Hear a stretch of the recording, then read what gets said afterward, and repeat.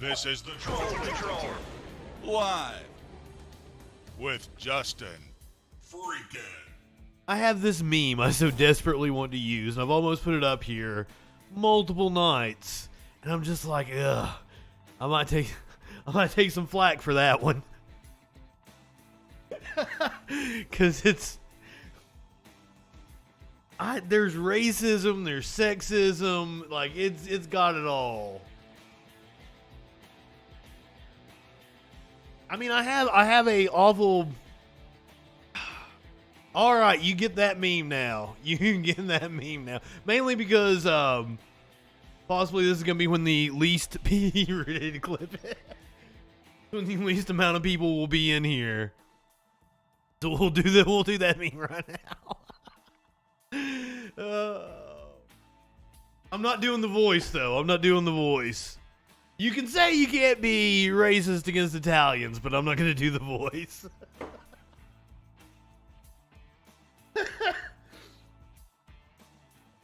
Not going to do the voice. Not going to do the voice. Welcome to the Troll Patrol live. It's a freaking Thursday. We are too far gone now. Does anybody else still have a headache from last night? I didn't ask Curiouser. I do. I certainly do. I clipped the part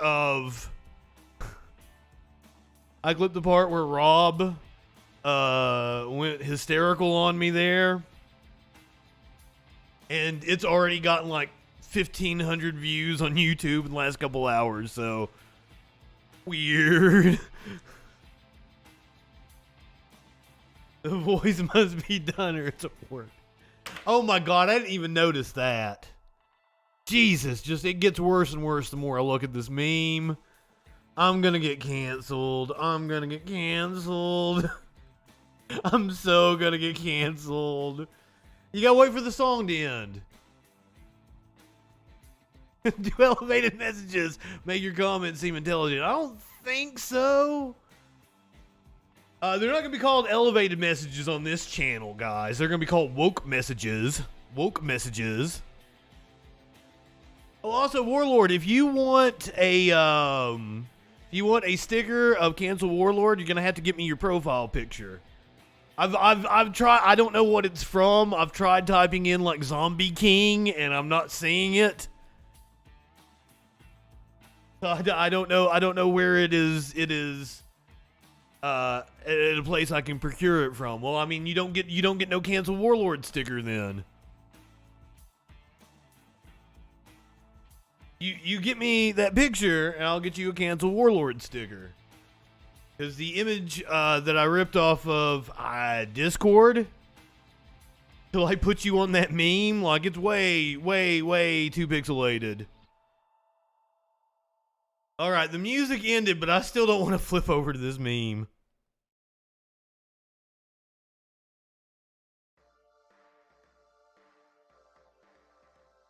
Who ordered the sausageless pizza? So this is Italy's first chick PM, Giorgia Pussolini, with Hillary Clinton doing a Nazi salute, RBG and Lola Bunny cheering the fascist PM on. We did it, ladies! And then a dog down in the bottom corner popping up and saying, I would have sex with all of them. This is satire. This is all satire. It's a commentary on neoliberals and their platforming of fascists. I already ran somebody off with this meme.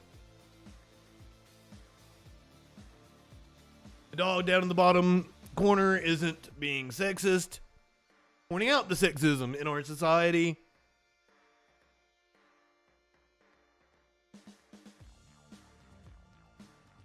Did he make one good point, Ida?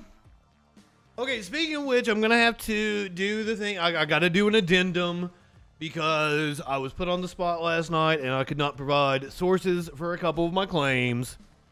Tried to remember all of them. But I do have those sources to prove what I was saying was correct. And also that his central point was flat false. I didn't even want to run with the Russia investigation, but his point that the FBI did not attempt to Ant 7 bans. What is up? Rob Noer talked over top of me and tried to steamroll me. Rob Noer's central point was that the FBI never tried to verify the claims in the Steele dossier, and that is 100% false. Now, here's the thing, is when we were talking about Russia, I said it several times. I don't know enough about this to talk about it. I guess to idiots that makes me seem like I'm uninformed, which is weird because I started off the show talking about how, like, I watch congressional hearings. I don't keep up with what right-wing commentators are saying about this, that. I don't want to play he said, she said with personalities. And that's exactly where we got, and that's exactly why I came across not doing well. But Rob's key point was that the FBI just trusted Christopher Steele and never attempted to verify the dossier, and that is simply not true. How the FBI attempted to verify allegations in the Steele dossier. This is from KXLY. Justice Department Inspector General's report paints a more thorough picture than ever before on what the FBI found when it tried to verify information in Christopher Steele's dossier on Donald Trump and Russia.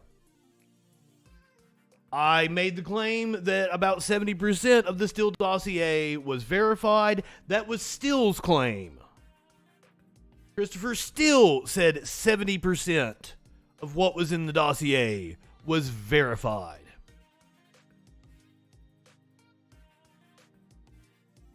Hey, Ant fans, no. Rob's not a socialist. You did not listen to the debate, and you want to try to, gotcha me over stuff you don't even understand. And it's a common tactic with the right-wingers. That's totally cool. I get it. Now, I want to read from the Brennan Center for Justice about why, even if the FBI hadn't verified the Steele dossier, it would have been derelict not to use the Steele dossier for the Carter Page FISA warrant. The Foreign Intelligence Surveillance Act application for an order to surveil former Trump campaign advisor Carter Page has been released in heavily redacted form. The attacks on the FBI's application have been predictably loud, yet incorrect. They missed the critical question related to such an application: was there probable cause to believe that Page was an agent of a foreign power? Even putting aside the large portions of redacted material which likely further support the application but are redacted because of the highly sensitive nature of the information, the unredacted portions easily meet this probable cause standard and support the FISA court's multiple orders. One source upon which many of these critiques rely, including those of President Donald Trump, is Andrew C. McCarthy, who, like the three authors, is a former federal prosecutor on Fox News and the National Review. McCarthy makes three primary arguments. The so-called Steele dossier was the driving force behind the Trump investigation. That is not true. The FISA court was not told the Clinton campaign was behind Steele's work, and the FBI did not verify the factual allegations contained in the dossier. So we see where Rob got his information from. I don't know that he got it specifically from the National Review, but that is where this idea got laundered into the media. McCarthy's first 2 points should be quickly dismissed. The first page FISA application, however, was not obtained until October 2016, well after the Trump-Russia investigation began and even after Page himself had left the campaign. McCarthy and Trump attempt to pinpoint the Page FISA application as the central reason for the initiation of the Trump-Russia investigation in a sleight-of-hand attempt to discredit the investigation, but the facts just don't support that assertion. The facts also do not support McCarthy's second point, one that Congressman Devin Nunes misleadingly emphasized in his infamous memo about the warrant, that the FISA court was not informed about the Clinton campaign's financial support for Christopher Steele's work. In fact, the original application included more than a one-page footnote extensively informing the court about the fact that Steele was hired essentially to dig up dirt on Donald Trump, which more than adequately informs the court of his potential bias. Whether the Clinton campaign was the source of the payments, which Steele had testified before Congress that he did not know because he was retained by Fusion GPS, is irrelevant to the substance of the disclosure of potential bias. Nothing more is required or necessary in a warrant application than revealing the fact of a source's potential bias. The third point and the crux of McCarthy's argument and Rob's argument from last night is that the FBI did not properly verify the information in the application, which is a technical requirement in a FISA application. McCarthy claims that the FBI was not permitted to rely solely on hearsay information provided by Steele, its source of information, but rather was required to test the credibility of and reliance on each subsource who gave information to Steele. Now, I just showed you the article that they did indeed try to do that. Not every single subsource, but they did try to verify the information. But that is simply not what is required in a FISA application or criminal wiretap application, and in particular under the Woods procedures that govern FISA applications. Under FISA verification simply requires both the FBI and the lawyers in the Department of Justice to verify that the facts as set forth in the affidavit are supported by evidence obtained as part of the investigation. That does not mean, however, that the FBI is required, for example, to travel to Russia to interview a subsource to confirm that the subsource actually did tell Steele what Steele reported to tell the FBI. That, of course, almost certainly would not be possible. It is therefore not surprising that McCarthy cites no authority for his assertion that such a step is required. The reason hearsay information is permitted in warrant applications is simple. It is hard enough for law enforcement to develop. And this is the point that I kept making. Like, most law enforcement investigations are launched on the basis of hearsay. I said that specifically. It is hard enough for law enforcement to develop sources who can infiltrate criminal organizations or foreign threats to our national security if the FBI were required to not only learn of the information from its own sources, but also confirm that information with the subsources. It would not be able to do its job. Instead, the FBI is legally entitled to rely upon the assertions of a previously credible source, such as Steele, in relaying information from other subsources to whom the FBI does not have direct access.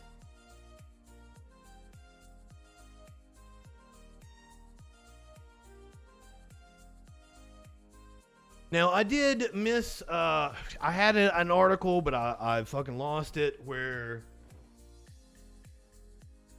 like, McCarthy, who was the one arguing about this, but let me see if I can pull it up here, McCarthy and the Durham investigation. What he had to say.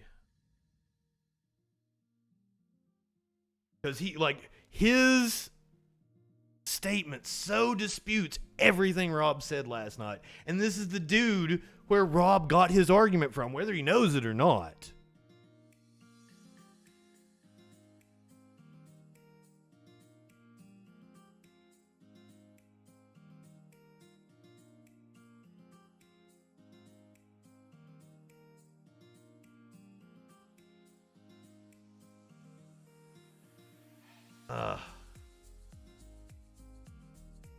So perfectly summarized, but it was in some column he wrote.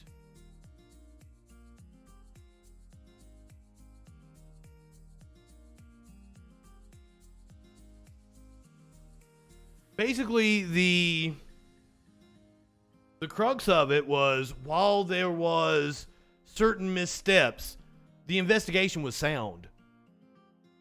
The investigation was sound. Okay, so I made a comment about the federal government didn't keep track of student loans until the 1990s. It was the Omnibus Reconciliation Act of 1990. It had a subset of legislation that reformed student loans, and that is when the federal government started keeping a tally. So possibly me saying that we didn't keep track of it before 1990 because it was so insignificant could have been a little misleading. School funding in the 1970s. I said that depending on the state, like California had 95% of tuition paid for by the state and federal government. Other states had about 65% paid for by the Fed and state. And currently, students pay about 25%. Currently, students get about 25% of their tuition covered by the Fed and state.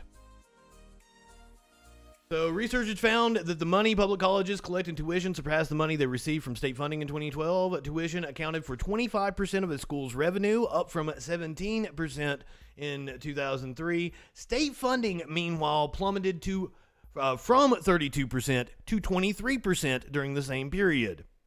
That is a far cry from the 1970s when state governments supplied public colleges with nearly 75% of their funding, according to data from the Federal Reserve Bank of Cleveland.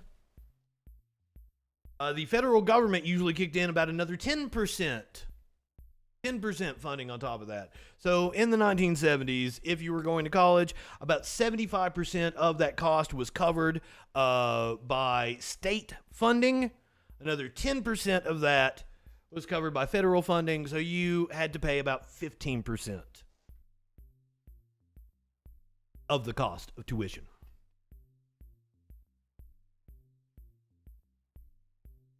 Was there any other claims I made that I didn't provide data for that need to be addressed?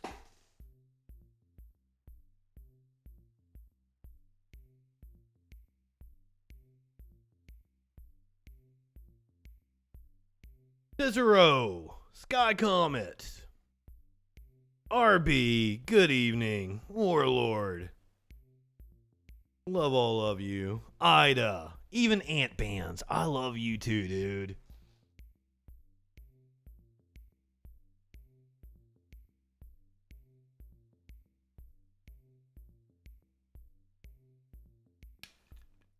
All right, so that covered all the shit that I had to put an addendum on from last night.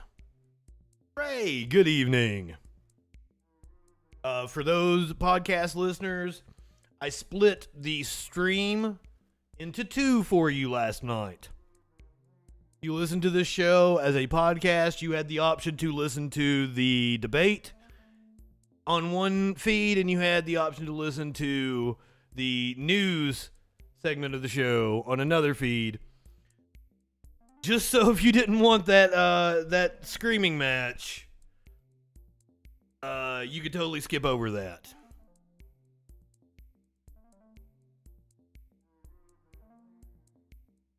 Also, I would like to make sure that if there's anyone that wants to accuse me of being in bad faith in my own chat, you should know what that word means before you say it. Also, I kept saying the word straw man because that's what he did. He straw manned me over and over again. That is literally what it's called. And the reason why I kept bringing it up was because he did debate. He did debate.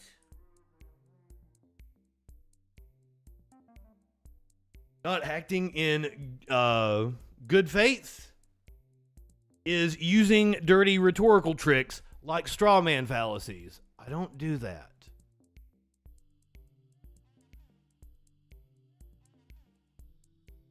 A straw man is where you misrepresent someone's argument to make it easier to attack. By exaggerating, misrepresenting, or just completely fabricating someone's argument, it's much easier to present your own position as being reasonable. This kind of dishonesty serves to undermine honest, rational debate. That is why he wasn't acting in good faith.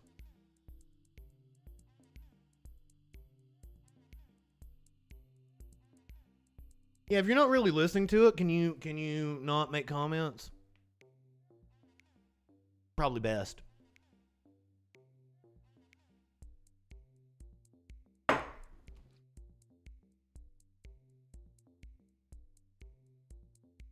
what are we talking about tonight? We got all kinds of fun stuff. Oh, wait a minute. No. Oh, wait a minute. This isn't fun at all. I gotta tell you about the possibility of nuclear war, which apparently we're closer to than ever before. I gotta tell you about the cops shooting a girl who had possibly been abducted by her dad. This is a wild story out of California. Conflicting reports, and of course the cops are gonna lie. They're gonna say whatever. We don't know if the cops shot her or if her father shot her, but it seems that her father was already dead in the vehicle and she was running towards the cops. He had body armor on. Really weird, really weird. What else we got? Fury in Russia. People are evacuating like crazy. The U.S. Embassy is urging Americans to leave. I did not take U.S. intelligence assessments of Russia seriously earlier this year, and I was wrong, so maybe I need to listen to what they're saying. A couple has been charged with trying to leak military data to Russia. Weird. We're going to listen to Tucker Carlson and his conspiracy about who might have bombed the Nord Stream pipeline. Trump did not evacuate Florida. Why? Because of the hurricane, he gets a postponement from having to testify tomorrow. Speaking of testimony, Supreme Court Justice Clarence Thomas' wife, activist Ginni Thomas, testified in front of the January 6th panel today. Apparently, she believes her bullshit. The judge that ruled in favor of Trump in the special master issue a couple weeks ago has once again sided with Trump. Against the special master this time. Wild. Also, Trump is begging for donations because, he was in a hurricane. A romance novel model has been sentenced for his role in the January 6th insurrection. Were you expecting that one? Were you expecting that? Like I had you in the first half, didn't I? You didn't expect the second half of that sentence. A drag performer is suing a right-wing blogger for defamation. The Arizona Attorney General mocked his opponent for not knowing the state constitution. Plus, I'm going to tell you why every time you refer to Texas Governor Greg Abbott, it is now mandatory that you refer to Greg Abbott as a little piss baby. Piss baby. Plus, the families in Uvalde have filed a lawsuit against the district and the gun makers. We've got this wild story out of Georgia, where we're going to see the surveillance video of Debbie Collier. She's apparently going to buy some items that are going to be found next to her charred body later. This is a very weird story. And then I guess we're going to talk about Jeffrey Dahmer, because everybody else is talking about Jeffrey Dahmer. The Evan Peters version of Jeffrey Dahmer. All that and more tonight on the Troll Patrol live.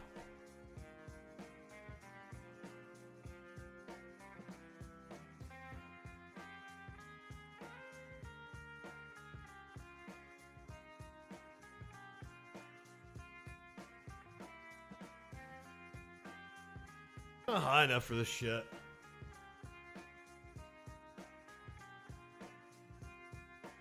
specifically that debate, specifically that dude. Once again, that was set up by a platform. There was supposed to be a moderation platform that was like, you have so much time, you have so much time, you have so much time, you have so much time. And I think that might have gone a lot fucking better. Pandora Mask. Hold on, let me... Your username is broken up on my screen. Hold on. Pandora Mask. There we go.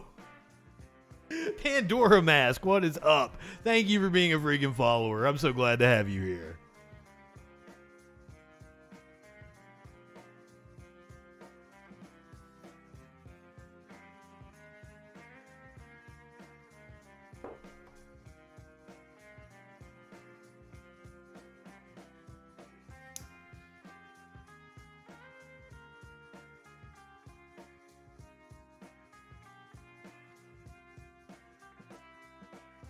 No, Cicero, I did not hear about that.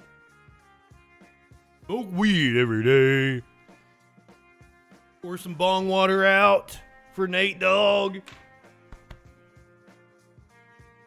Coolio, too, man. Coolio.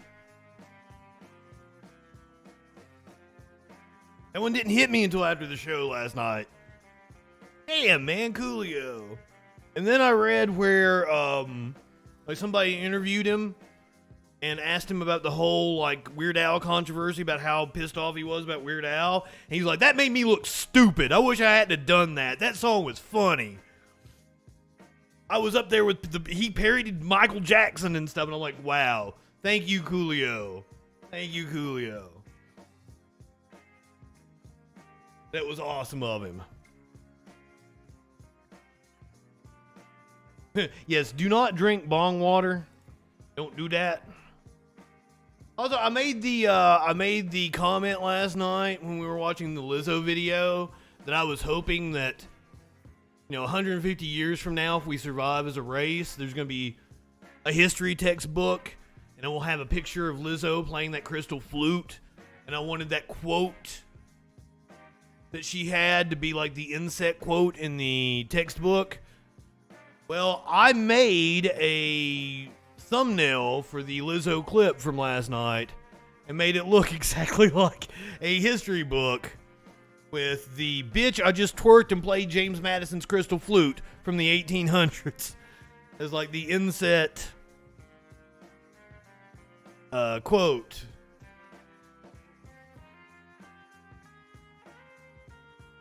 Also, finding a textbook that worked for my purposes was kind of hard. I ended up with this page, which is all about slavery. That's why I blurred everything out. It was just the format of the book was what it ordered me to be able to put the quote in there, but like I didn't think it read real well as a thumbnail, so I changed it to this one, which looks so fucking cool.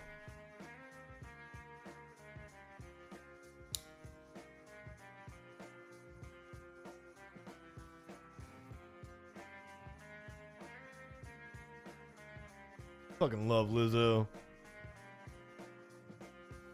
Okay, somebody called in last night. I don't know if it was before or after the debate. I think it would have been during the debate. So sorry I didn't get around to your call. I didn't even have the phone lines open last night. I guess let's do some news. Let's plow through this shit.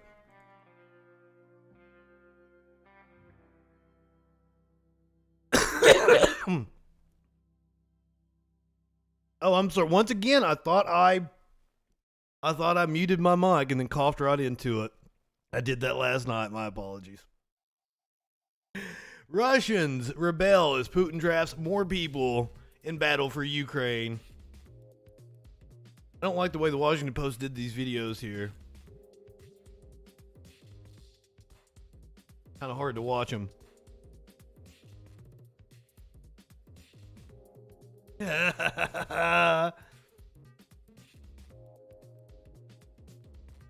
Oh, Cicero, thank you. I am honored.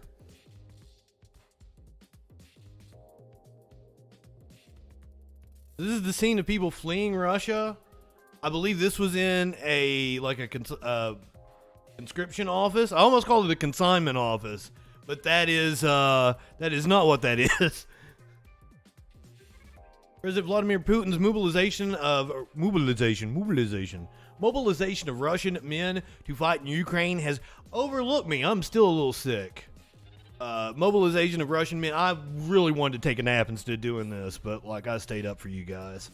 President Vladimir Putin's mobilization of Russian men to fight in Ukraine has brought home the reality of war to ordinary Russian families. For months, Russian voices of dissent were largely silent. Initial anti-war demonstrators were quickly crushed, and there were only small displays of defiance in major cities like Moscow and St. Petersburg. But that all changed after Putin's announcement on September 21st. Through angry protests, acts of violence, and an exodus of more than 200,000 citizens, Russians are rebelling against the prospect of further escalation. Yeah, Warlord, that's one of the reasons why we're starting off with Russia tonight. You know, I don't usually start off with Russia as the lead story, if we talk about it, but that's kind of an issue going on here. U.S. Embassy in Moscow is urging American citizens to leave Russia immediately. U.S. Embassy in Moscow is urging American citizens residing in Russia to leave immediately amid Vladimir Putin's escalation of the war in Ukraine. U.S. citizens should not travel to Russia, and those residing or traveling in Russia should depart Russia immediately while limited commercial travel options remain. The alert comes just a week after Putin announced an escalation of Russia's war in Ukraine on September 21st, when he partially mobilized the country's reservists and hinted at resorting to nuclear warfare. So that brings us to the headline that just came out in the last couple of hours. Ukrainian intelligence is claiming that the risk of Russia using a nuke is now very high.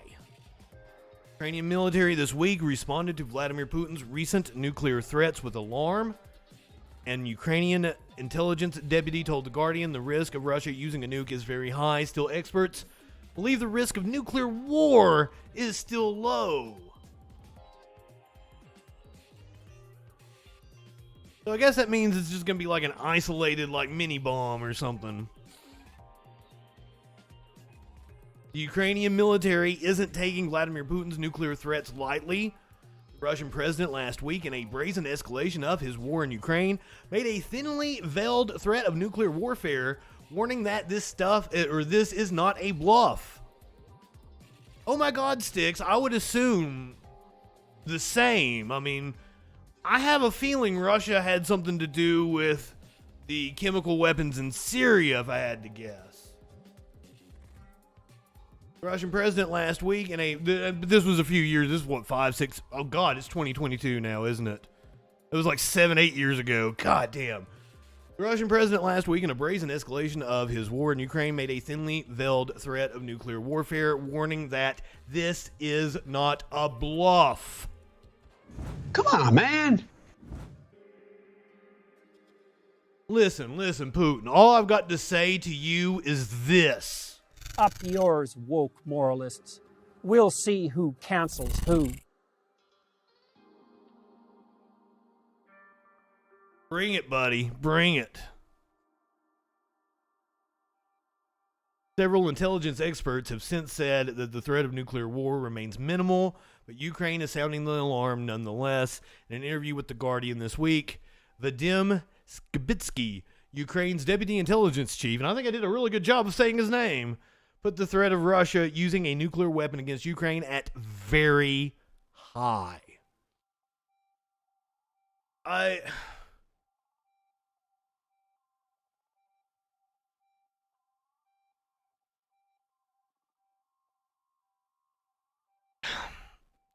Xi Jinping, I think, is over, I don't know. The problem with China, I think I have a better grasp on what's going on in Russia than what is going on in China. The problem with China is that China's state media is such propaganda, and then the Western media reporting on China is such like putting together a what's really, because like when I was in college, I had a lot of friends that were from China, and they point blank told me it is nothing like your media tells about us. Like it's not authoritarian the way you guys make it out to be. But also, if they're going to school in the U.S., they're likely from a upper middle class, a higher economic standard, so that might play a role in what their perceptions of China. So it's really hard to like make an equivocation about who's worse, Putin or Xi. Their economy is wild because they're kicking our ass in capitalism in a lot of ways. But they're also not, they're less capitalistic than us. In a lot, it's a fucking one of those that's really hard to describe. I do like the fact that what was the name of that real estate developer? Basically, they went bankrupt, and China's like, "You're on your own, buddy. We ain't bailing you out."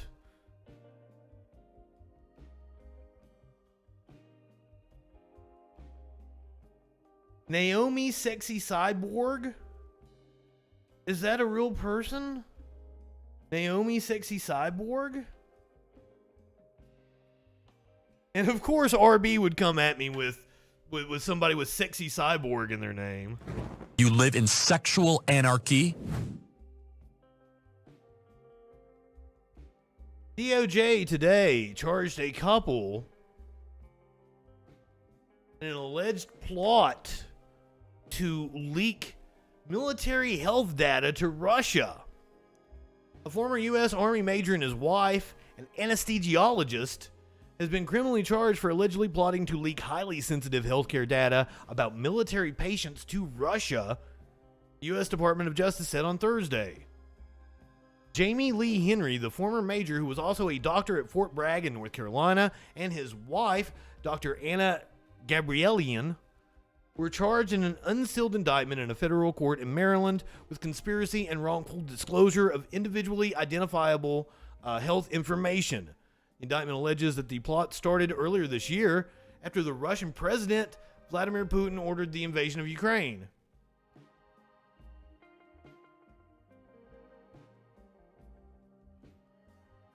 I'm going to have to keep reading because, like, what? Prosecutors said the pair wanted to try to help the Russian government by providing them with data to help the Putin regime gain insights into the medical conditions of individuals associated with the U.S. government and military. But how? The two met with someone who they believed was a Russian official, in fact was an FBI undercover agent. This happened at a hotel in Baltimore on the 17th of August. Gabrielian told the undercover agent she was motivated by patriotism toward Russia to provide any assistance she could to Russia, even if it meant being fired or going to jail. In the meeting, she volunteered to bring her husband into the scheme, saying he had information about prior military training the U.S. provided to Ukraine. Okay, now that's some data they might actually want. I didn't understand why U.S. soldier medical data would be something Putin would want. Another meeting later that day, Henry told the agent he, too, was committed to Russia and claimed he had even contemplated volunteering to join the Russian army. Buddy, they need you now. Go ahead and sign up. They could use your help.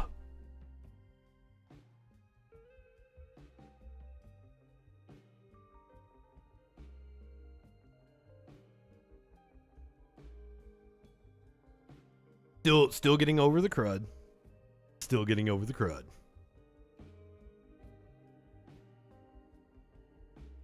Let's hear from old Tuckums. We haven't checked in with Tucker Carlson in a while. What crazy conspiracy is he going on about tonight or last night? With regard to Nord Stream 2, We continue to have very strong and clear conversations with our German allies, and I want to be clear with you today. If Russia invades Ukraine, one way or another, Nord Stream 2 will not move forward.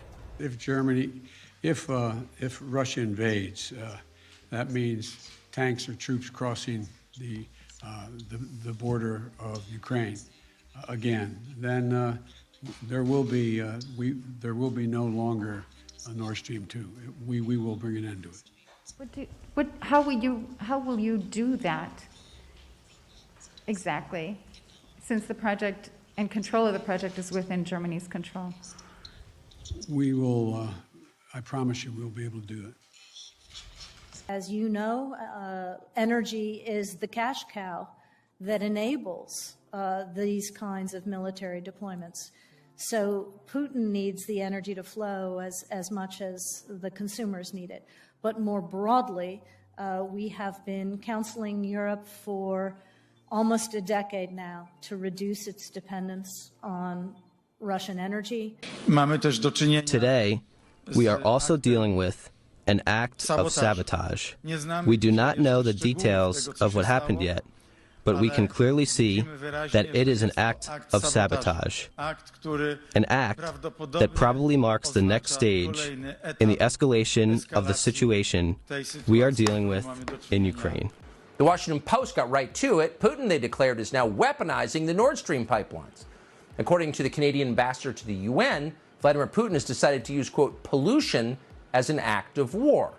As you all know, these pipelines weren't pumping gas into Europe at this time. NS2 was never operational, as you guys know. NS1 has not been operational for weeks because Putin has weaponized energy, and we have said this many times before.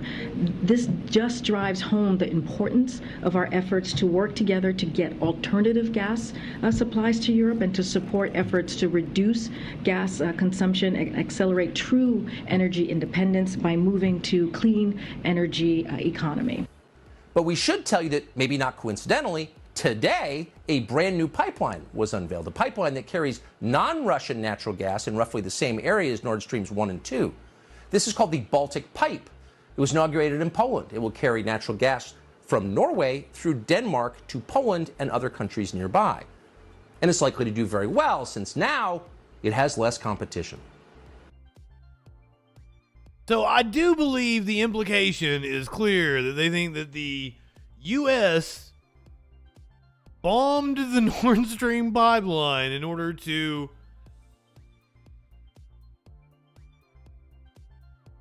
I'm not exactly sure. Is Biden accused of having something to do with the other pipeline? Maybe Hunter's on the board over in Denmark?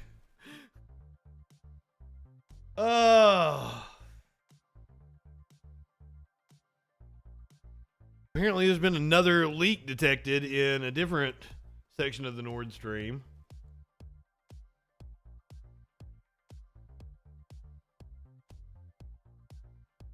Meanwhile, Sweden's Coast Guard has discovered a fourth gas leak on the damaged Nord Stream pipeline that carried gas from Russia to Europe through the Baltic Sea. Now, the unexplained leaks, two in Sweden's exclusive economic zone and the other one in the Danish exclusive economic zone, continue to worry leaders across the globe. And amidst the heightened security concerns, NATO and the European Union have warned of the need to protect critical infrastructure. The West has blamed the disruption on a sabotage.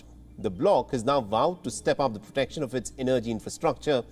The announcement, of course, comes a day after the European Commission chief, Ursula von der Leyen, had issued a warning against any attempt to disrupt the European energy infrastructure. Clear that those incidents are not coincidence. All information available so far seems to be indicated that it has been a deliberate act, deliberate damage which was created. So from the EU Commission side, obviously, we are in contact with member states and we will support any investigation aimed at getting the full clarity and all the information who did it and what, and also on the further steps to increase our resilience of energy security. So UN to address this tomorrow. Its waters very closely after Nord Stream gas leak. The country will also consider building a fence on parts of its 1,300-kilometer border with Russia. Russia denies that it's sabotage. Why would Russia want to cut it off, though? Like, none of this makes sense to me at the moment. But once again, it's one of these things where I have a cursory knowledge of it and not the details. Which is fine. It is fine to have a cursory knowledge of things. It is fine to say that you don't know everything about something. Let's move back to the U.S. and go over Hurricane Ian. Florida hospitals evacuate hundreds of patients after Hurricane Ian. And this picture just broke my fucking heart. They are wheeling a woman out. She's like strapped to a gurney in a medical gown with IV in her as they just slosh through the floodwaters. Thousands of people were evacuated from nursing homes. I saw a story where a woman said that like her paralyzed husband, she strapped him into the bed and put flotation devices on him. Like, that's all she could do. Thousands of people were evacuated from nursing homes and hospitals across Florida on Thursday, even as winds and water from Hurricane Ian began receding.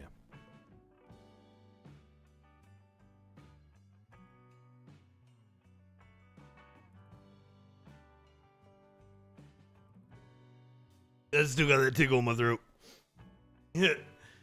Hundreds of those evacuations were taking place across the hard-hit Fort Myers region, where damage cut off portable water to at least 9 hospitals. Kristen Knapp of the Florida Healthcare Association says 43 nursing homes evacuated about 3,400 residents as of Thursday morning, mostly in southwest Florida.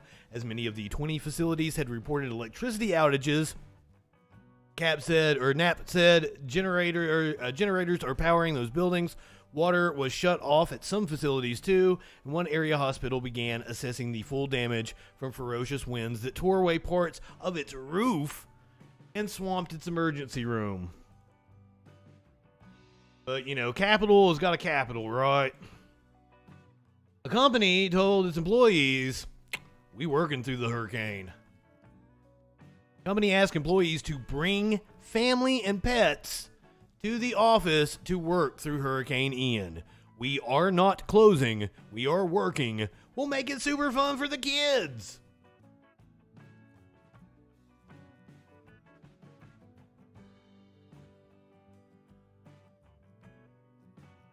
The CEO of a Florida-based company downplayed the Category 4 hurricane headed directly for the area in a meeting with employees, and even told them to bring their kids and pets to the office so that they could bunker down together and keep working. Postcard Mania, a postcard marketing company.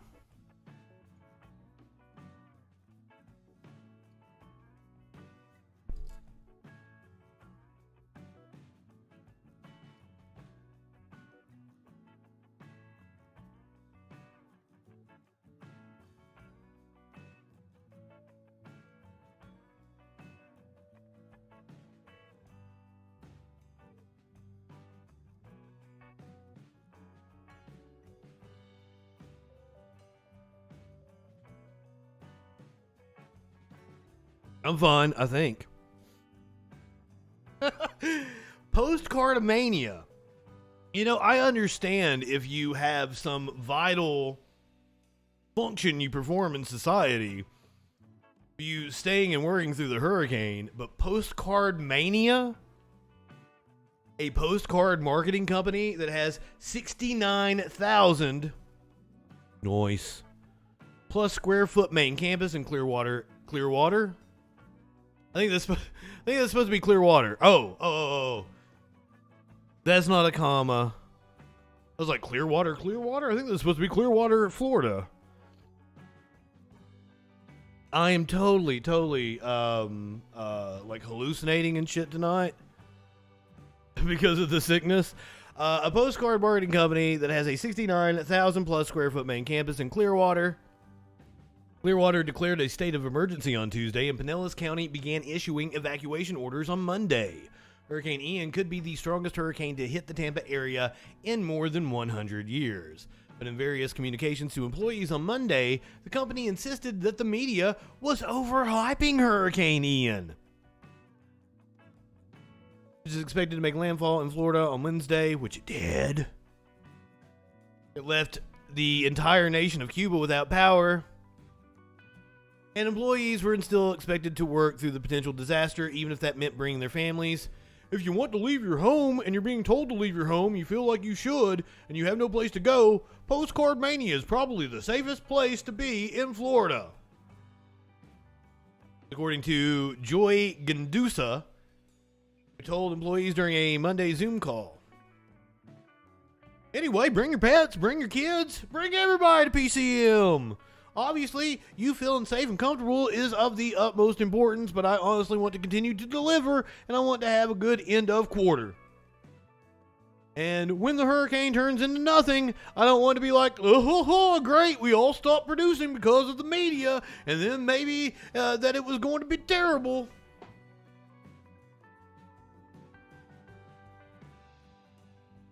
I hate these people.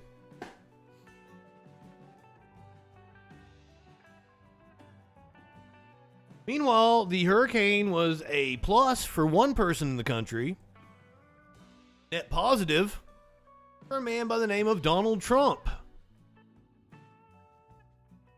Trump avoids a Friday deposition in a lawsuit by being in Mar-a-Lago during the hurricane.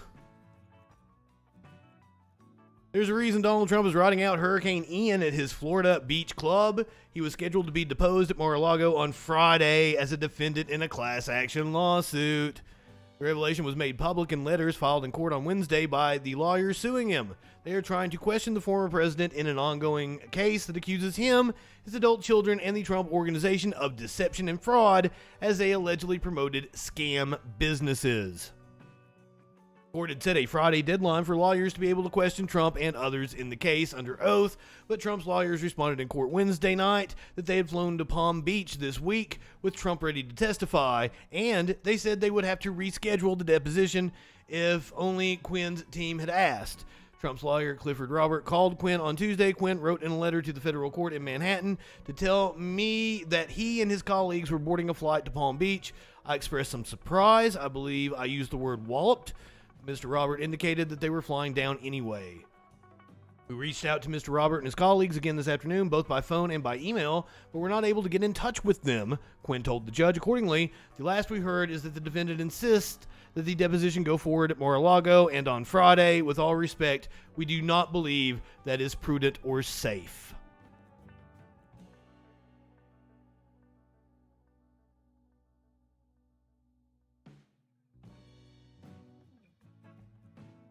I might go hawk up a lung or throw up or something.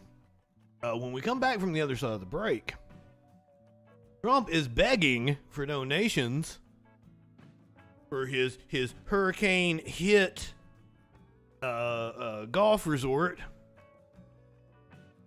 We're going to talk about Ginni Thomas's testimony in front of the January 6th committee. A drag performer is suing a right-wing blogger for defamation. A romance novel model, who is also a bodybuilder, has been sentenced for his role in the January 6th insurrection. And when we come back, I'm going to tell you why it is mandatory that every time you refer to the governor of Texas, you have to say, Greg Abbott is a little piss boy. Greg Abbott is a little piss boy. I mean, everybody that watches this stream regularly knows how I feel about piss and politicians from Texas. I would give anything in the world to piss in Dan Crenshaw's open eye hole. Give me that eye pussy, sir. All right, we're going to take a commercial break. I'm going to hit the commercials for the people on Twitch so you don't have to deal with that shit. You don't miss anything on the show. We'll be back with more on the Troll Patrol live.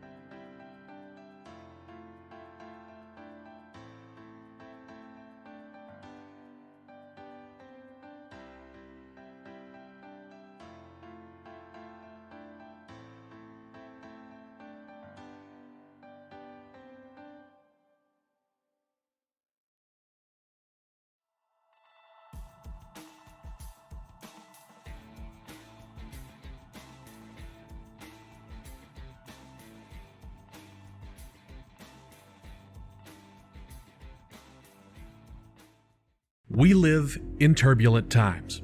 The media is full of deception, conspiracy theories, and fake news. Now, more than ever, it is important to ensure you're getting information from a source that's freaking reliable. I'm Justin Mullins, and this is the Freakin' News. Get a breaking or interesting story with a humorous twist in about a minute weekdays, 8 a.m. Eastern on YouTube, BitChute, Odyssey, and more. Gwyneth Paltrow is one of the biggest stars on Earth. An actress, a singer, an author, an entrepreneur. She is an Academy Award winner and owner of a successful lifestyle brand, albeit with a questionable name. Why then is she stealing her ideas from a barely known comedian from Appalachia? Earlier this year, Paltrow launched her This Candle Smells Like My Vagina product under her Goop brand. There's just one little issue, Miss Paltrow. I came up with the idea for pussy candles back in 2013. It's from my stand-up comedy routine, Pussy in the Morning, where I coined the concept of a vagina-scented perfume I called Eau de Twat. The next line in that routine goes a little something like this. And that inspired me to create a scented candle, which also looks like a vagina and smells like a turned-on vagina. So you burn it, you get the smell of vagina, and then after it's finished, it looks like a freshly fucked pussy, all floppy and sloppy. So, since Miss Paltrow is clearly infringing on an idea I had that long predates her product, I would like a cut of that $75 she's charging for her ripped-off cunt candle. Please donate to my legal fund by visiting my Patreon. Show this bougie liberal elitist that she can't steal her ideas from the hardworking people of America's heartland. And I will use the money from that settlement to bring affordable pussy-scented candles to market. Available to all the masses, not just Elton John. Elton John? Why does he like the smell of pussy?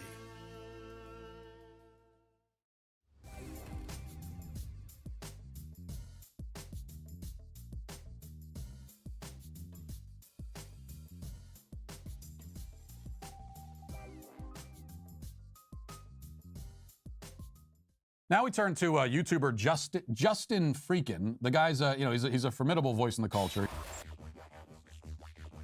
Uncensored and unfiltered political talk and debate from a leftist perspective.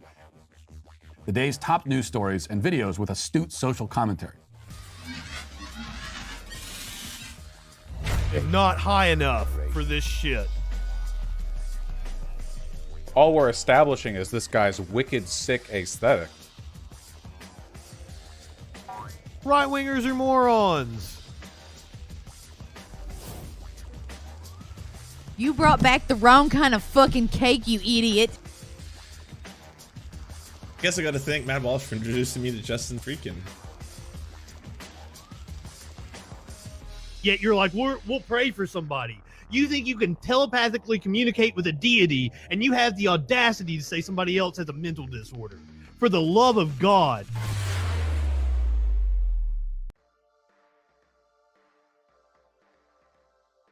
Oh, what you're saying, Cicero, is that Elton John lives in some sexual anarchy. You live in sexual anarchy?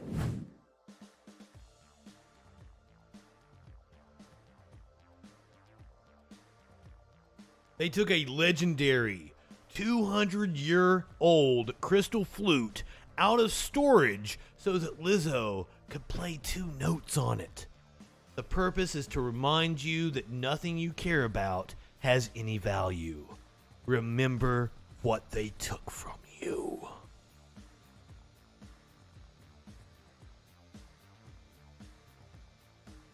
Hey, Soxy boy, you guys want to see socks?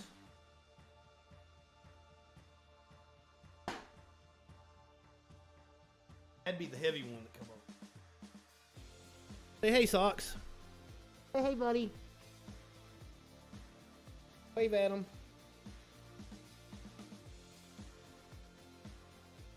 You got you some Socrates.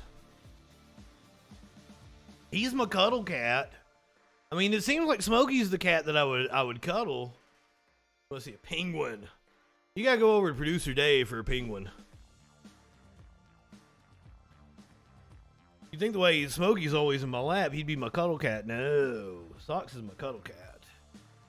He's the one that lays next to me. And I may not be able to stop coughing. It is coming back again. I went and got, this is heated up.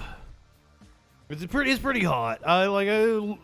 It's above warm. It's between warm and hot. Apple cider.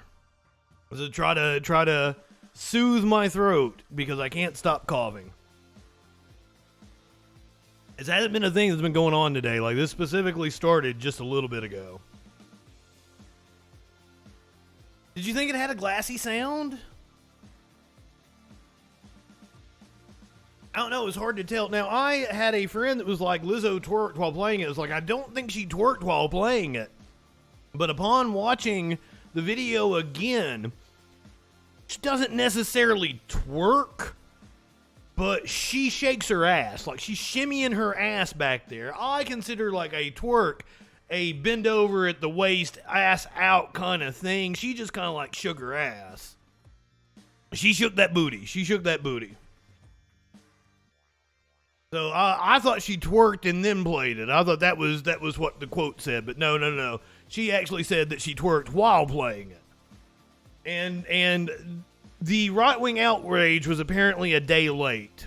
I thought it was going to come yesterday, but it all came today. Because I'm like, yesterday, like, where's all the Ben Shapiro being upset? Where's all the Charlie Kirk and the Steven Crowder? And, like, it came today. It was a day later than what I thought it was.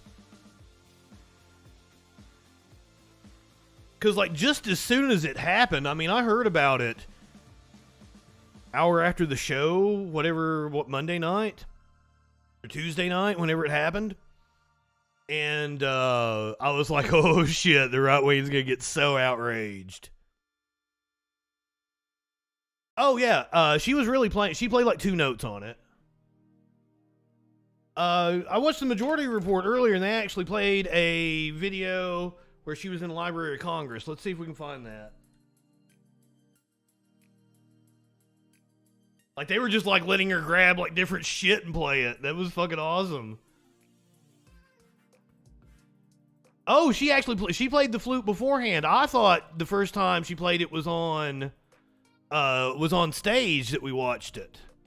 But apparently she had already played it beforehand.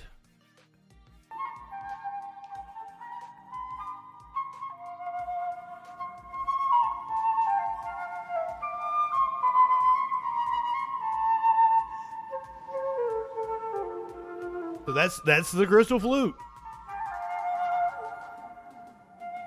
It won't let me do it.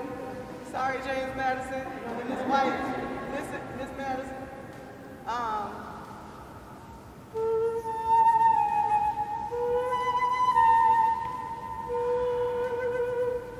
right, I'm gonna just get it. Oh shit, she did it again. Now that's a twerk. That's a twerk. And this was a gift to James Madison from a French crystal flute designer to celebrate his second term. There was a fire when he was away, and the only two things that were saved was a portrait of George Washington and this crystal flute right here. This is a different angle than we watched the other night. I am the first person to ever play it, so y'all are about to hear what it sounds like for the first time. It's crystal. It's like playing out of a wine glass. So be patient.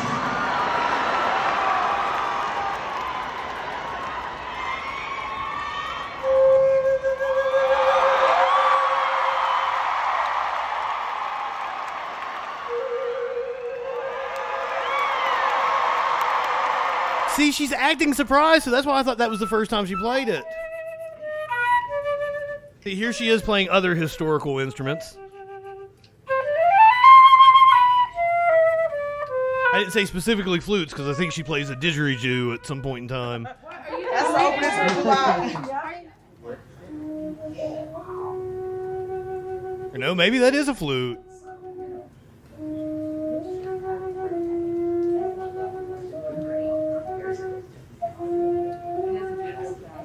Man, you gotta get down. Love it.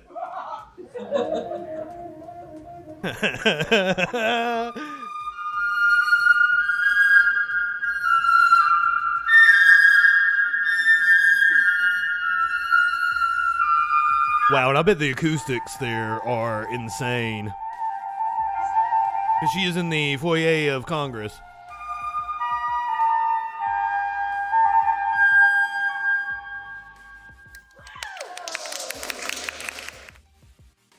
You are a badass, ma'am.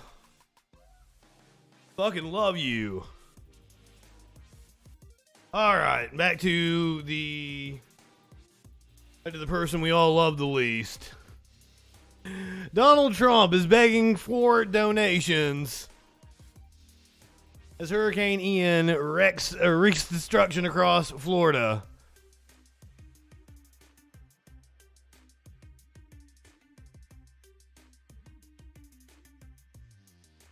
Major fundraising deadline coming up, and there's never been a time like this. Our country has never been so disrespected. Our country has never been so low, certainly in the minds of others, and especially the leaders of other countries all over the world. We have to change it. We have to bring our country back. We made America great, and now we're going to have to make America great again.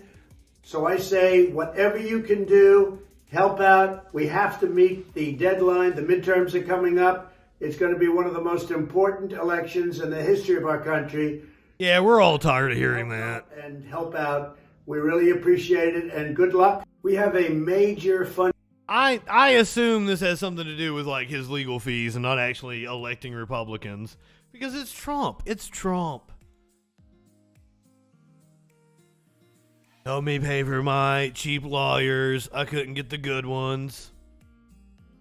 He's saying it's to elect Republicans in this most important election of our lifetimes.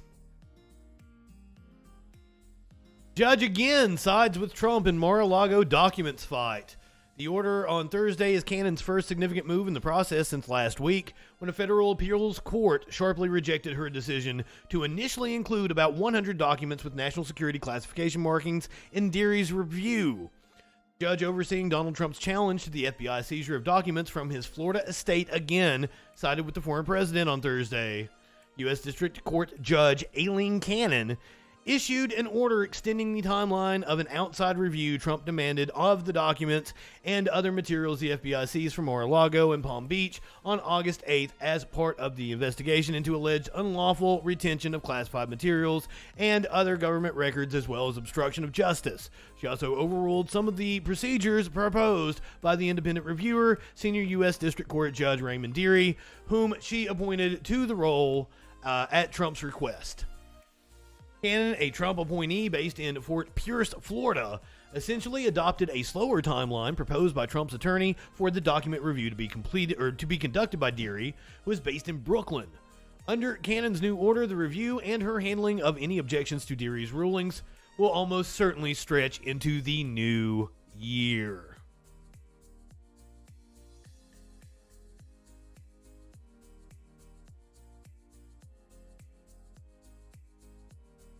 Meanwhile, Supreme Court Justice Clarence Thomas's wife actually appeared before the January 6th panel today. Ginni Thomas tells the January 6th panel that she still believes false election fraud claims. Representative Benny Thompson said the Select Committee may incorporate her testimony in their rescheduled hearing if there's something of merit. Virginia Thomas, the wife of Supreme Court Justice Clarence Thomas, told the January 6th panel during lengthy testimony on Thursday that she still believes false claims that the 2020 election was stolen. The information was typical of a lot of information we received from other people who were involved in this effort around January 6th. A lot of, well, I believe something was wrong. According to Benny Thompson, she was one of those people who we wanted to talk to, and ultimately we eventually got there. Thompson also told reporters that Thomas had answered some questions Thursday during her interview. Thomas, also known as Ginni, sat with the panel behind closed doors for over 4 hours in a congressional office building where they have conducted many of their interviews. She is one of the Select Committee's major outstanding witnesses as investigators start to wind down their probe. And they've wanted to ask her questions about her connections to John Eastman, a legal architect of Trump's last-ditch plan to subvert the 2020 election.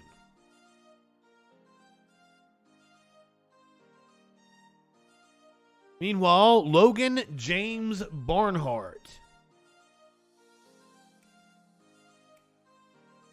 a romance novel cover model, pleads guilty to assaulting officers with a weapon in the January 6th riot. Logan James Barnhart, a bodybuilder who modeled for romance novel covers in the past, pleaded guilty Wednesday to assaulting law enforcement officers with a dangerous weapon during the January 6th Capitol insurrection. I hope if I ever get arrested for some crazy shit, they refer to me as a former voiceover artist for gay porn audiobooks. Please, please.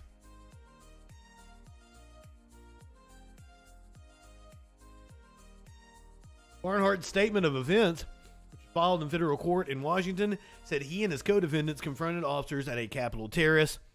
Citing court documents, the DOJ stated that the assaults began at roughly 4:27 p.m.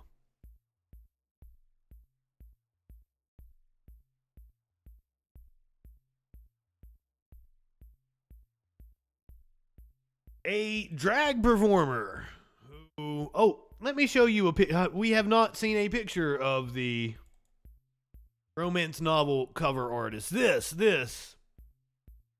is the romance novel cover artist. That's the picture I chose for the thumbnail.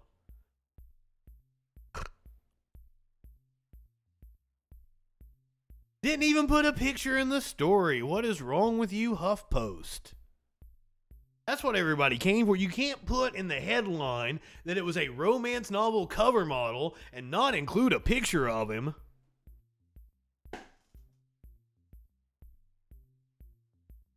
A drag performer who was defamed by right-wing blogger is now suing for defamation over an edited video. Eric Posey says he lost professional opportunities after the blogger told her social media followers that he had exposed himself to children at a Pride event. A drag performer has filed a defamation lawsuit against a far-right blogger. He accused of releasing a doctored video that falsely made it look as if he had exposed himself to children. Eric Posey filed the lawsuit on Monday in a court in northern Idaho. I saw the picture earlier.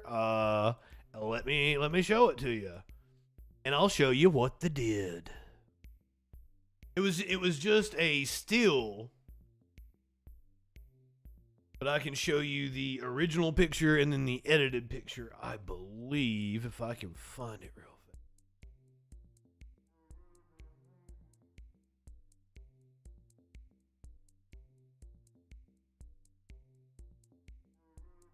So they basically just blurred this picture He's wearing pants. There's no exposing himself. This is a different picture of the same performance. They blurred where his dick be to make it seem like he exposed himself to children. That's all it is. Straight up lies.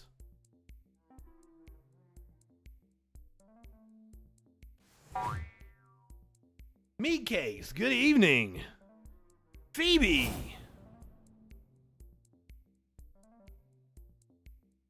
Living at Ground Zero in Los Angeles County.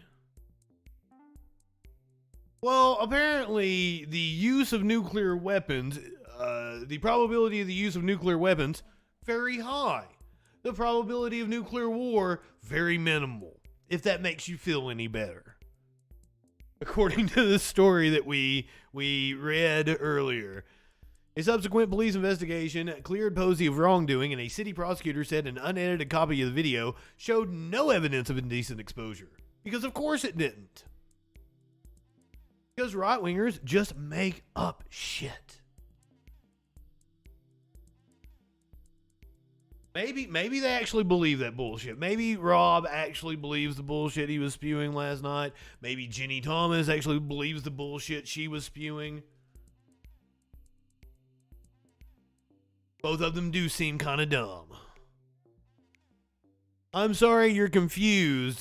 The Democratic Arizona Attorney General candidate mocks Trump-backed rivals' knowledge of state constitution. Speaking of debates, tomorrow is Beto versus Piss Boy Greg Abbott. I'm going to see if I can cover that and do the freak show, possibly. I don't know what time it will be taking place, and because Texas is in the Central Time Zone, that might mean it's a little bit later.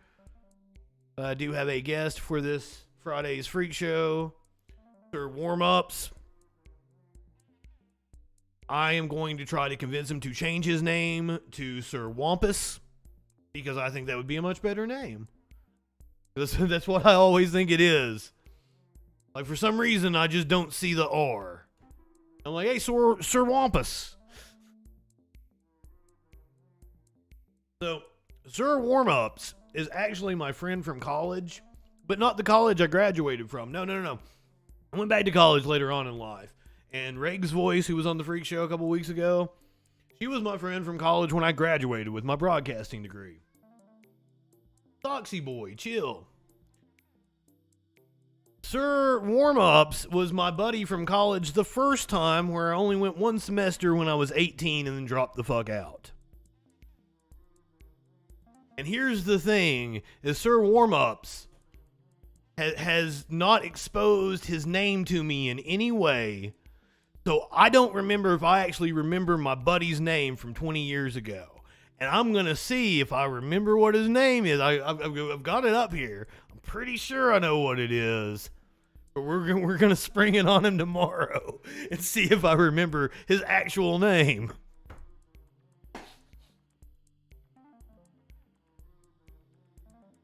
We'll see what time Beto and Abbott is tomorrow, and we might try to stream that as well. So it should be an eventful night. But we're going to go to Arizona, where it was an attorneys general debate. Oh, I already had it up. Let me jump in. We only have a set amount of time. We want to move through some topics here. Obviously, abortion access in Arizona. So we're going to watch this whole 8-minute video because apparently it's glorious. Has been in the news a lot for the past several months. Abe, will you enforce Arizona's territorial ban on abortion? Well, I think we have to understand the role of the Attorney General. As Attorney General, I enforce the laws. So we have to understand that the legislature passed this law back in March, the 15-week restriction, but it had that ability that if Roe v. Wade got overturned, that our laws would remain intact. So we have to understand the role of Attorney General is not to set policy. So, I mean, I currently agree with General Brnovich's position that the law is the law. I don't want to make the law. That's the job of the legislature. I enforce the law. And I think that's an important distinction between my opponent and myself.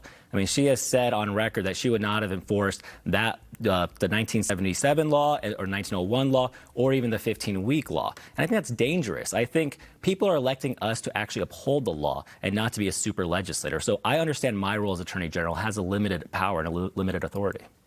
Did he get that getting ready to get learned? Unfortunately, Abe, you forgot to read the Arizona Constitution, which is the highest law of Arizona. And the Arizona Constitution has within it Article 2, Section 8, which is an express right to privacy. And when you are reading all of these laws, whether it's the 1901 law or the 15-week ban, which has no exception for rape or incest, my opponent apparently is okay with forcing the victims of rape and incest to carry to term. That's outrageous. But the Arizona Constitution makes all of these laws unconstitutional. And when I raise my right hand in January, I will be doing that and making an oath to our Constitution. And look, I think my opponent just admitted that he thinks it's okay to ban all abortions in the state of Arizona under a law that dates to 1864. Let's remember, that was the Civil War. It was a time when women couldn't even vote.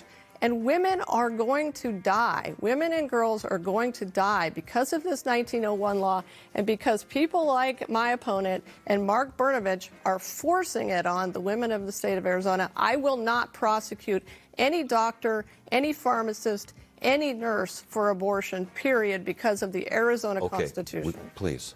Well, this is exactly why I mentioned her lack of legal experience. Article 2, Section 8 has nothing to do with abortion, Ted. I mean, the privacy statute she's trying to say that is included in the Constitution, if that was a legitimate argument, it would have been used prior to 1973 up until 1901. So it's just not a legitimate argument that any lawyer would take to the courtroom.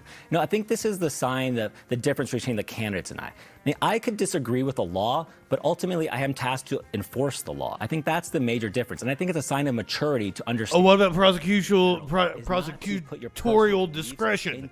Into your decision making as Attorney General. So there is a clear difference between myself and Chris.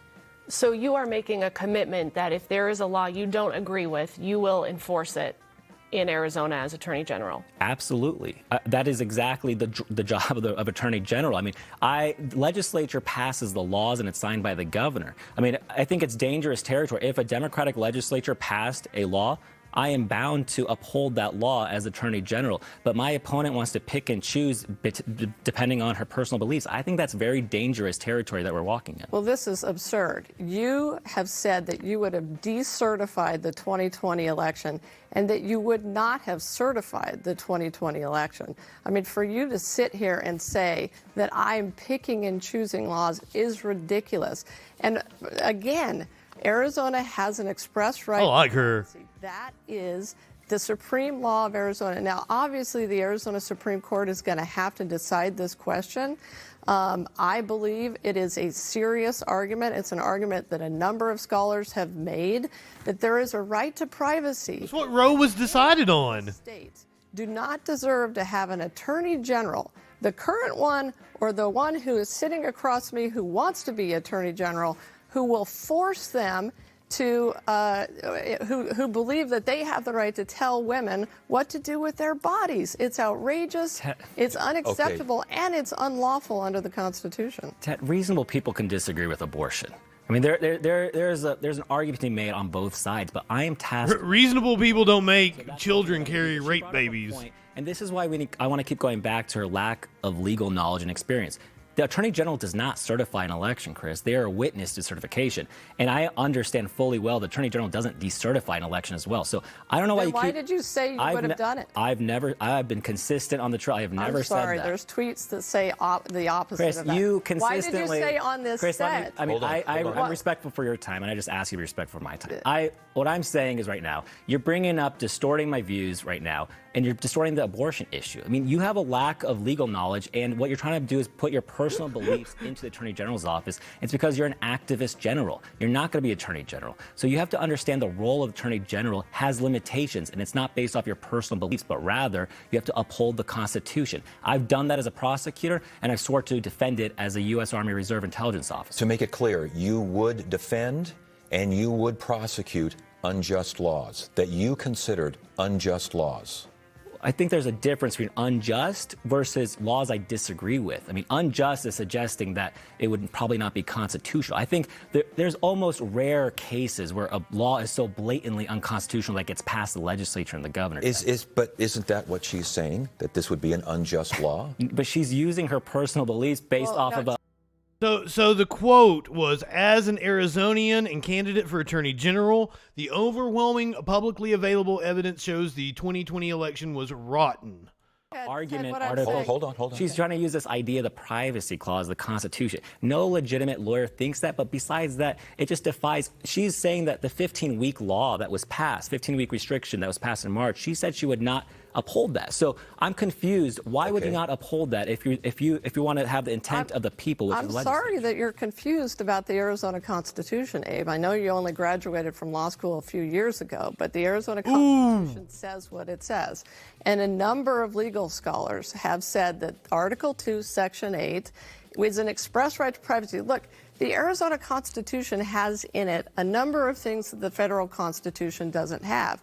When the U.S. Supreme Court kicked the issue of abortion rights back to states, when they overturned Roe versus Wade, they kicked it back to the supreme law of Arizona.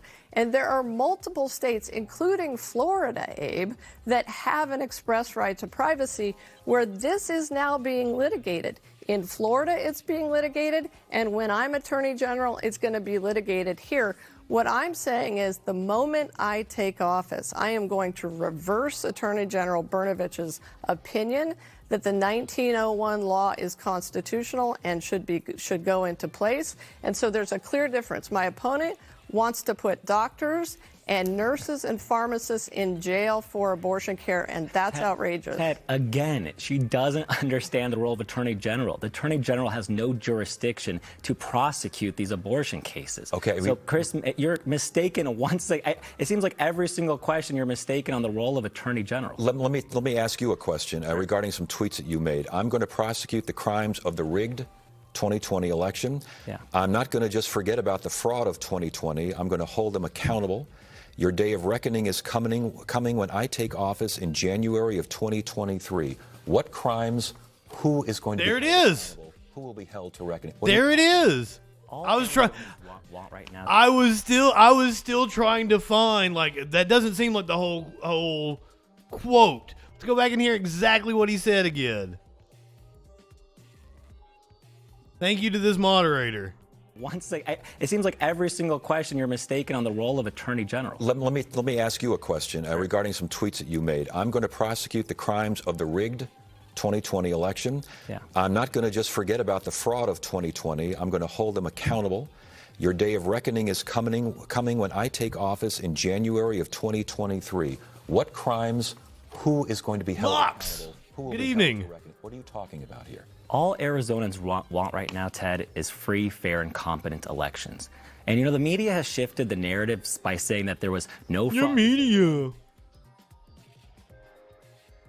The media. What was her name? I really liked her.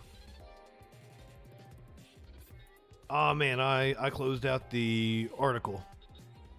I want to remember her name. Hopefully we will see more of her.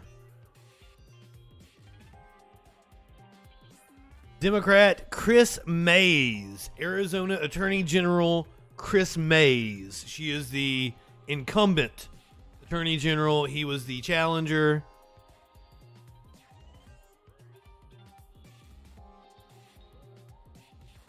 She mocked him for not knowing the Constitution because, of course, he doesn't. He's a right-winger. They just make appeals. They just make appeals to the Constitution. I'm not exactly sure about that race, and I haven't looked at polling in Arizona in quite some time, But Mark Kelly was doing well, and that's a statewide race that we can judge by. So it doesn't look like Kelly is in any danger. So I would assume if he does well, it's the down ballot Democrats who win, right? If he pulls his constituency out, and it looks like he should. As I said, tomorrow we might have there is going to be a debate between Beto and Greg Abbott tomorrow. We might stream it if we can make that happen. But I want to make you guys aware of this, just so you know, anytime that you talk about Greg Abbott, it is sacrosanct that you do this now. Moderators over at one of the most popular boards on Reddit, Political Humor, are challenging a Texas law passed in 2021 that prohibits censorship on social media by requiring every post and comment to include the sentence, "Greg Abbott is a little piss baby." Any user who fails to include this as part of anything contributed to the forum will be immediately banned. Both meant to be an open defiance of the equally absurd and dangerous law, but also the mods made it clear that they're primarily doing it for poops and giggles. We realized what a ripe situation this is, so we're going to flagrantly break this law, partially to raise awareness of the bullshit of it all, but mainly because we find it funny. Also, we like this Constitution thing. Seems like it has some good ideas. So I propose that it become mandatory on the entire internet and not just on Reddit. I encourage everyone in my chat, anytime that you refer to the governor of Texas, you are required to write the sentence, "Greg Abbott is a little piss baby."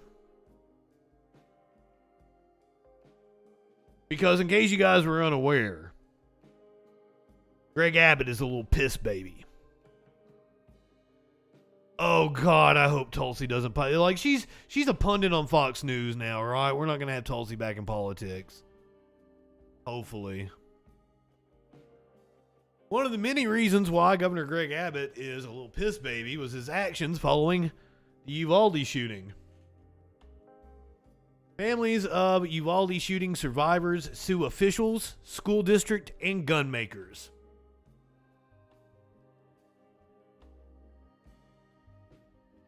The families of 3 children who survived the Uvalde, Texas school shooting last spring filed the first federal lawsuit against a number of entities, including the school district, law enforcement officials, and gun makers. The complaint filed in Texas's Western District Court alleges that negligence, recklessness, and failures contributed to the shooting that left 19 children and 2 adults dead on May 24th after an 18-year-old gunman began firing into classrooms at Robb Elementary School. The suit seeks damages on behalf of 3 children, including 1 who was wounded in the attack. 10 defendants are named in the suit, including the city of Uvalde and the school district. Also named are Pete Arredondo, the school's district's police chief during the shooting, who has since been fired, along with Mariano Pargas, the acting Uvalde police chief, who has since been placed on leave. Mandy Gutierrez, the school's principal, was placed on a 3-day administrative leave, was also named. The suit alleges she failed to notify teachers of the gunman's presence through the school's intercom. The defendants also include gun manufacturer Daniel Defense LLC, FireQuest International Inc., which designed the accessory trigger system used by the gunman, the Oasis Outback, where he got his firearms. Oh, and Oasis Outback, where he got his firearms. Additionally, the suit names Motorola Solutions, Inc., alleging that its radio communication devices used by first responders during the shooting failed, and Schneider Electric USA, Inc., which either made or installed the school's doors that allegedly failed to lock. Fucking sue them all for everything they got.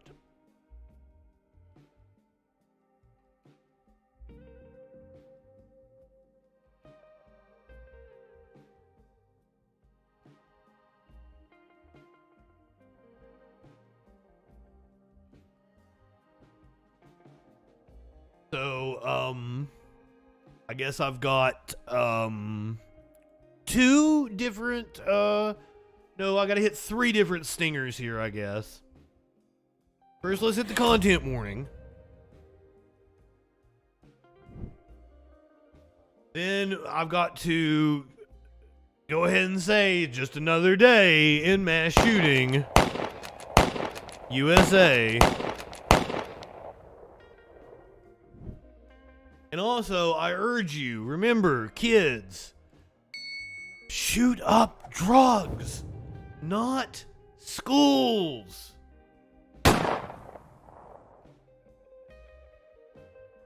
30 rounds fired in a California school shooting that injured 2 students and 4 staffers. A Wednesday shooting is believed to be gang-related. I guess that's something. So we played and everybody went crazy and I was confused and they all went underneath the same desk. Students recounting what happened when shots were fired at the King Estate School campus just off of 580 in Oakland. Everett Flores, a middle school student, says he ducked under a desk for cover. Yeah, I thought I was going to die. Oakland police say they got the call at 12:45 this afternoon. Once they got there, they rushed on campus looking for victims and suspects. In all, 6 adults, individuals 18 and over, who have some affiliation with the school, were determined to be suffering from gunshot wounds. They were all transported to local hospitals.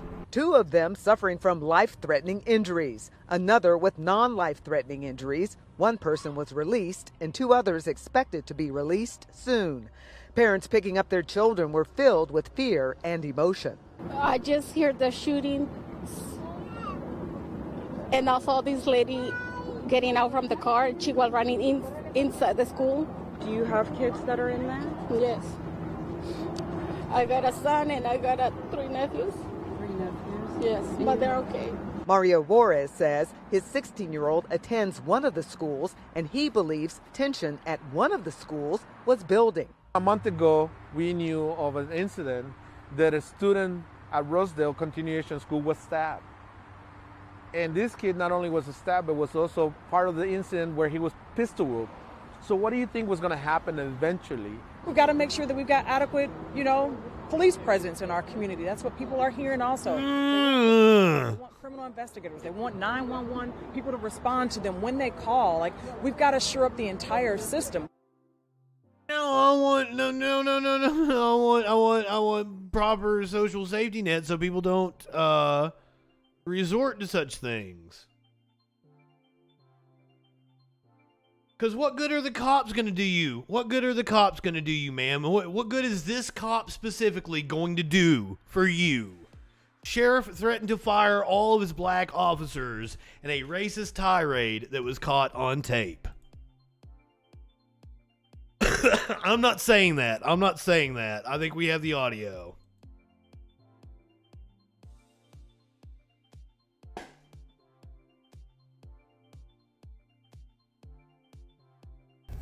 We'll listen to local news hit here. Every black that I know, you need to fire him to start with. He's a snake. Of Columbus County. That's the voice of Columbus County Sheriff Jody Green. An incredible phone call caught on tape talking about his African American employees. WECT just obtained a copy of that call, and we have now learned the FBI has opened an investigation into allegations of obstruction of justice at the Columbus County Sheriff's Office. Investigative reporter Ann McAdams has this exclusive story and joins us now with that recording. Ann? Fran, on one... I made the statement that I would abolish the FBI, and I've been for abolishing the FBI. However, if we just wanted to parse it down to where all the FBI does is investigate civil rights abuses in police forces, that would be cool. That's one of the things the FBI does is investigate cops, and I really like that. I really like that about the FBI. I do like that part about it. One end of the phone is current Columbus County Sheriff Jody Green. On the other end is Jason Souls, the man who previously served as interim sheriff while officials settled a dispute over the 2018 election. We should warn you, there is some graphic language in this call. Sheriff Green says, quote, he is sick of these black bastards and that every black he knows needs to be fired. If I had to fire every motherfucker out there, guess what? I'm tired of it. They ain't happening no more. No God more. That's the voice of Columbus County Sheriff Jody Green. He won his seat by 34 votes. Yeah, they do trafficking and kidnapping too, Ida. You're right. He'd been temporarily removed from office while officials settled the election disputes. That was the setting the night Green called acting Sheriff Jason Souls, saying their office had a snitch. Immediately after being appointed the interim sheriff, started to get a lot of phone calls from Jody late at night. And this one particular phone call that we received, he made the comment that he hated Democrats. And then he said, I take that back, I hate a black Democrat. And of course, right at the end, I was like, wow, this is coming from the sheriff. And I had to start recording those conversations. Former Sheriff Lewis Hatcher was the first African American ever to serve as sheriff in Columbus County. Green says on the call he's specifically concerned that people in his office are leaking information to Hatcher and Melvin Campbell, another African American officer Green fired shortly after taking office. Stop it. Tomorrow's gonna be a new day. I'm still the mother sheriff, and when I'll go up there and fire my goddamn. Sir, I don't think you're going to be sheriff much longer. I got a little song for this. You about to lose your job. You about to lose your job. Black bastards. That's like I'm scared. That's stupid. It gets worse. After the sheriff explains that he's getting phone records from Verizon to trace anyone in his office who's called Campbell or Hatcher, he lets Souls know the plan. We'll get the snake's head off. And Melvin Campbell's the biggest snake as Lewis Hatcher ever dared to be. Every black that I know, you need to fire him to start with. He's a snake. Former Sergeant Melvin Campbell said he was so surprised when he heard this recording of the sheriff talking like this about him, he had to listen to it twice. Before taking the job at the sheriff's office, Campbell, who received the Order of the Longleaf Pine from the governor, spent 30 years as a highway patrol officer under Jody Green's supervision. And I worked with him, and it kind of shocked me. You know what I mean? That came out of his mouth. I thought we was friends, but with friends like. Did it shock you, really? Because it didn't shock me, and I didn't know the motherfucker. I just took one look at him and knew that's exactly his thoughts. Like that. Who needs enemies? Oh, and the badge was a giveaway, too. Members of Sheriff Green's command staff were demoted or fired. Souls says ever since making that recording, he's been working to bring it to the attention of county commissioners, court officials, the Attorney General, and the SBI over concerns that the county's most powerful law enforcement leader had a bias against black people. I was told to just keep documenting everything that happens so that we would have a paper trail of it, and we did. But Souls said no matter who he and his supporters turned to, nothing happened. Souls is now running against Green for sheriff and doesn't want people to think his actions are politically motivated. But he says people need to know the real Jody Green. And I didn't want to do this to begin with. You know, I wanted help. I wanted to do it the right way. And I have reached out to everyone that I know to reach out to. I've even tried to get to the governor. You know, I started at the bottom with the commissioners.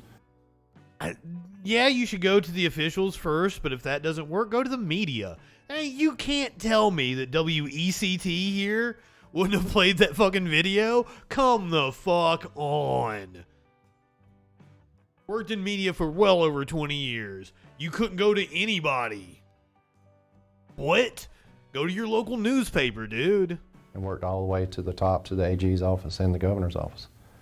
But I just can't seem to get any help. We spoke to Sheriff Green about the recording on Monday. At the time, he said he had no recollection of that conversation, so we provided him with a copy of the recording. Late this afternoon, he posted a statement. Oh my God, is he going to say he was on Ambien? Are we getting ready to hear that? He was on Ambien? Because remember, these calls took place late at night. Is that going to be the excuse? On Facebook, saying his office serves citizens of all races. And although he admits to using offensive language, he denies saying anything with racial or malintent. Green said he would cooperate fully with the SBI investigation. Well, if you would like to hear the entire recording, we didn't pull a Roseanne at least. Inside this story on WECT.com. Ann McAdams. Do I want to play the whole thing? That's a lot. 6.5 minutes. Is this it? Yep.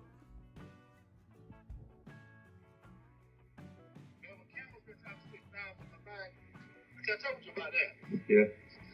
The first place I see, I've got the office numbers too.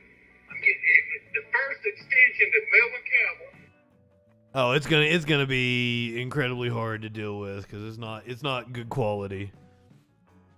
We've heard the relevant proportions. When she said it gets worse, I'm like, how can it possibly get worse?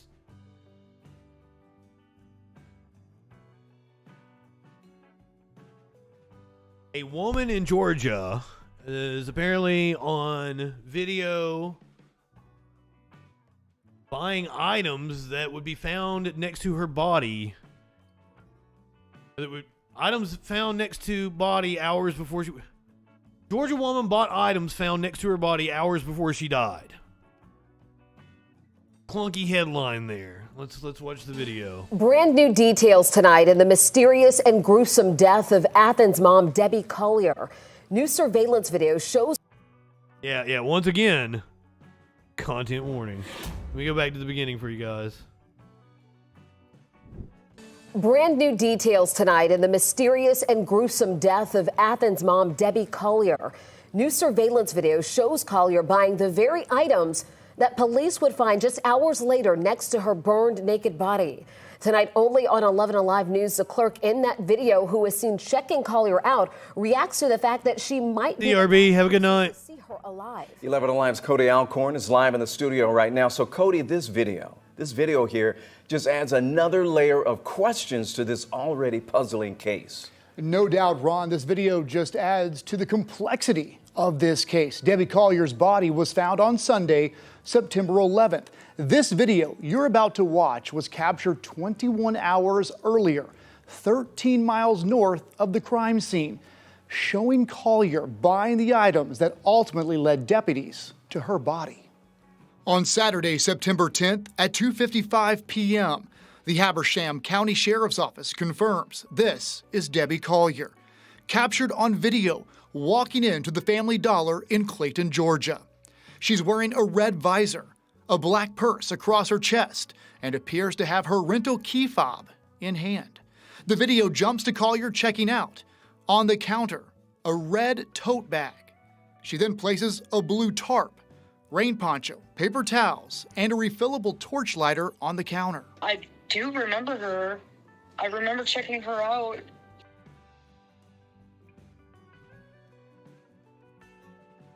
She's the one that's dead now. Do you think maybe a serial killer sent her in for the items or something? This is wild. But I really don't remember, what we talked about. I talked to the clerk who checked out Collier. Esther Kreller told me over the phone the items Collier bought didn't set off any red flags. It's a common thing that people buy. We were going to put up the tarps for the winter, but then my boss said no because people buy them year round. Oh, yeah, the big bags. Yeah, people buy those a lot to put a bunch of stuff in, like reusable grocery bags. Kreller said Collier didn't act like anything was wrong. She didn't seem in distress. Knowing what she does today, Nothing looked suspicious or out of the ordinary. I wish I would have went outside, around that time, see if anybody was with her, but I had, who would have thought? Who would have thought 21 hours later, Collier's body would be found naked and burned, along with that tarp and red tote bag 13 miles away. Habersham County says all the video they have from this Family Dollar and surrounding businesses show Collier was alone in the van when she stopped at the Family Dollar. But remember, the sheriff's office also confirmed Debbie Collier was not kidnapped and did not die by suicide. Man, a lot of moving parts here, Cody. Thanks a lot. And folks, we want to break down the... They confirmed she didn't die by suicide. Could it be a camping accident, possibly? she set up camp somewhere and just happened to be naked and accidentally set some shit on fire and burn herself up? Is that possible?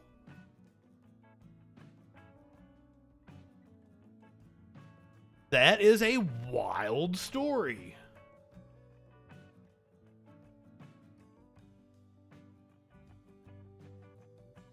Also, this one is a wild story. Oh, fucking shit. Let me hit the content warning again.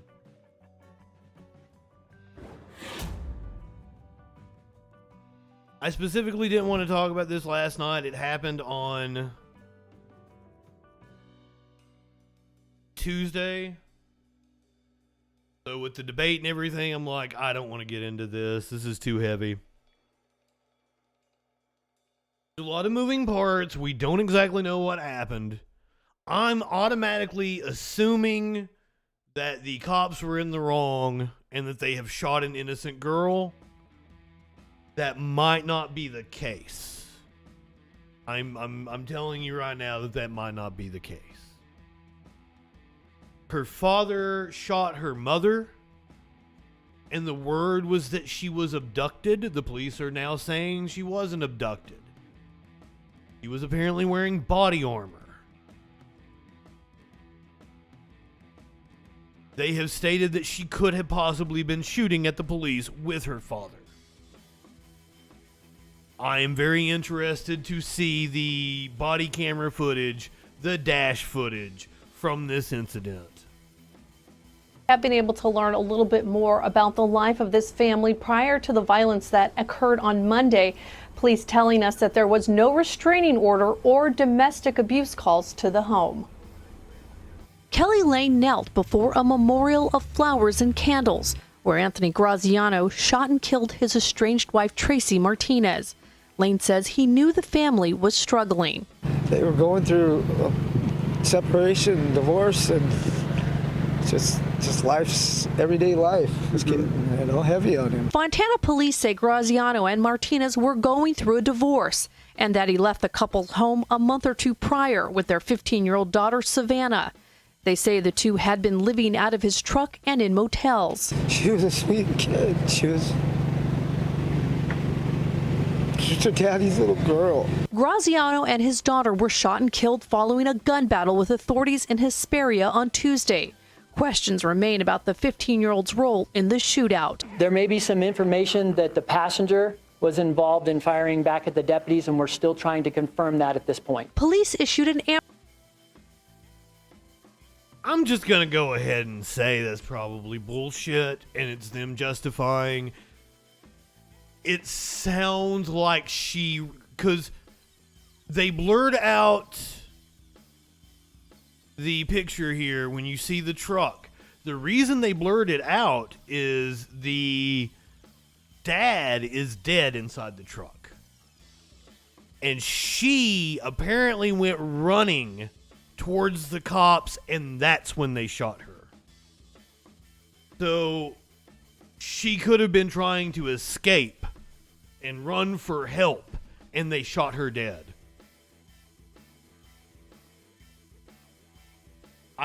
We don't know for certain that maybe she was firing at. The gun was found in the vehicle. And they only said, so far they've only said one gun. And the gun was in the vehicle, and the father was in the vehicle, and she was shot outside of the vehicle. So that would tell you that she wasn't armed when she was shot. Graziano and his daughter were shot and killed following a gun battle with authorities in Hesperia on Tuesday. Questions remain about the 15-year-old's role in the shootout. There may be some information that the passenger was involved in firing back at the deputies, and we're still trying to confirm that at this point. Police issued an Amber Alert after Graziano killed the mother of his children on Monday, but it's still not clear if the teen went willingly or was forced to leave with her father. Fontana police say they found her younger brother at home unharmed. They were good kids. They were just in a broken home is all. There's no excuse for what he did. I can never justify it, but it didn't have to end that way. According to investigators, Martinez was in Graziano's truck when they started to argue. She then got out, and that's when Graziano opened fire. Many, like Carrie Snow, were walking children to school at the time. I hadn't hit my snooze alarm, we would have been on this corner, so. And with all the bullets going by, it would have, who knows what would have happened, because we were literally right here. And I was just really surprised, like, because it's not really violent like that over here. So for somebody to do something like that, it's just really just horrible. And we're also learning from Fontana police that on Monday following that shooting, they issued a search warrant at one of Graziano's storage lockers. That's where they say they confiscated numerous weapons that were legally registered to Graziano. They say because he was not on probation or on parole, he was legally allowed to have them. The investigation is ongoing. But that...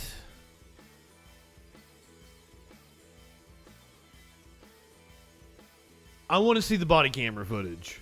I want to see what happened to that young lady. I think the cops... especially because we heard reports that, oh, her father may have shot her. But now that we know that she was outside of the vehicle and the gun was found inside the vehicle, I don't think that could be the case. I think the cops shot her. She was unarmed. Now, it is possible that it was just simply an accident. She's wearing body armor.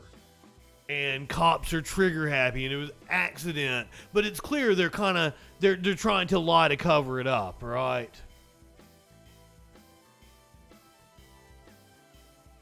I do not give cops the benefit of a doubt in any situation.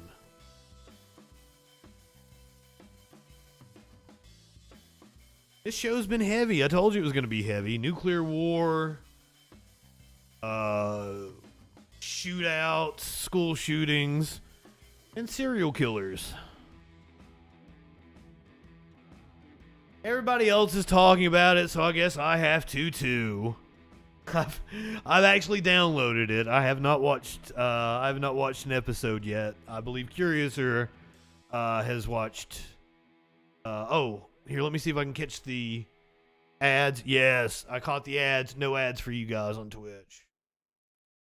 Boozy Badass says black people should boycott Netflix's Jeffrey Dahmer series. Demands it be taken down. New Netflix series Monster, the Jeffrey Dahmer story, is doing numbers on the streaming service and is the talk of the internet. But Boozy Badass believes black people shouldn't watch it. On Thursday, Boozy Badass weighed in on the craze caused online by the new semi-fictional Netflix series that centers around the life and crimes of serial killer and cannibal Jeffrey Dahmer, who murdered a total of 17 men between 1978 and 1991 in Milwaukee, Wisconsin. Now, I'm a big fan of Ryan, what's his name? It's from the dude that does American Horror Story, American Crime Story, Ryan something or other. And it's starring Evan Peters, who is been in all of the seasons of American Horror Story. I quit watching a few years ago. The Trump season, I'm just like, nope, can't do this. I haven't gone back to it, but I've loved American Crime Story. Let's watch the trailer, shall we? I haven't seen it. You kind of get the music down there. Try not to get me a copyright claim. I want my 14 cents, not going to Netflix. Venus, good evening. What is that smell? What is that smell? Well, I may have to watch the first episode tonight at least. So, Boozy Badass, upset about it, says that black people should boycott it. Netflix, apparently under the radar, removed the LGBTQ tag from Dahmer after a backlash from viewers. It's not the representation we're looking for.